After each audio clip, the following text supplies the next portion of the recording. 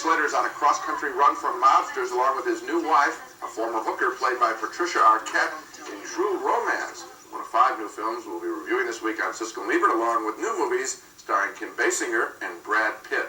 I'm Gene Siskel of the Chicago Tribune. And I'm Roger Ebert of the Chicago Sun-Times. Our first movie is True Romance, and this is a movie that sort of resembles an explosion down at the old movie genre factory. The screenplay by Quentin Tarantino cobbles together bits and pieces from every possible kind of male action movie and views them all through a focus of adolescent lust, macho bravado, and lurid stereotyping. The result is totally absurd and kind of fun. The film stars Christian Slater as a loner who works in a comic book store, and one day a soft-core dream walks into his life. Played by Patricia Arquette, she's a sexy blonde who dresses like a Playboy cartoon. It's love at first sight. Do you have a fella? Ask me that one a little bit later. Slater is occasionally visited by the ghost of Elvis Presley, played here by Val Kilmer. The king knows Slater is worried about his girlfriend's lifestyle. She was a hooker, although of course only for 4 nights, but she's still in danger from her vicious pimp. I do want to kill him, but I don't want to spend the rest of my life in jail. Hey, man, I don't blame you. All right, get away with it. Get away with it? Killing's the hard part.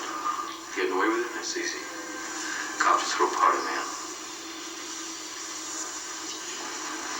As long as you're not at the scene of the crime, smoking gun in your hand, you get away with it. Charged up by Elvis's pep talk, Slater takes on the pimp, played here by Gary Oldman. Look at here, Charlie. None of this bullshit's necessary. I don't got no hold over Alabama. I just trying to let a girl a helping hand.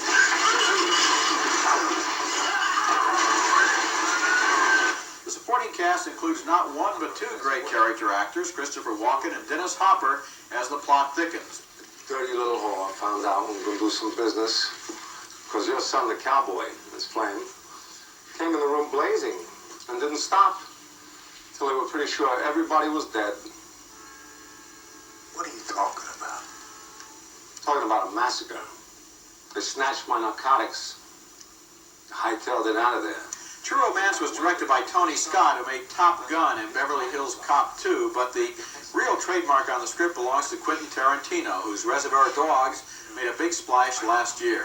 True Romance is like a case study of the inflamed fantasies of violent, stupid, amoral, gun-loving, sexually obsessed teenagers. And on that level, which is admittedly a fairly low level, it is well-made and very entertaining. It tells the kind of story that a lot of teenage boys think they would like to live through before they grow up and begin to develop average intelligence, of course. And I can't tell. Are you recommending the film? I'm recommending the film as an example of exactly what it is, which is a stupid teenage boy's fantasy. Yeah, well, I didn't care for it, and I guess on the same basis.